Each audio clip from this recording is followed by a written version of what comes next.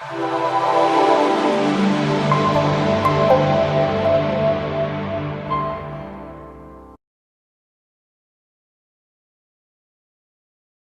is a highly popular and useful tool. Spreadsheets that are prepared using Excel offer more visual interest when the data has a consistent look and feel. This spreadsheet is an absolute mess. I'll show you how to work around this challenge. You can easily fix everything with the Format Painter tool. I'll explain how to use this feature for beautiful results. First, we'll apply the same look and feel to all of the date headers.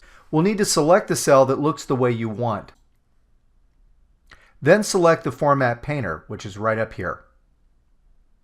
You can click one cell or select multiple cells where the formatting is to be applied. Now they look great. Let's go ahead and fix all of the cells with currency values. I like the way this one looks. I'll go ahead and click on this currency value, then I'll select the Format Painter, and then I'll apply that formatting to all the currencies here in the spreadsheet. Done. Now we'll select an employee name. I like the way this one looks, but this time we'll double-click the Format Painter button. This keeps the format persistent. Then we can go ahead and apply that formatting to the cells that we want.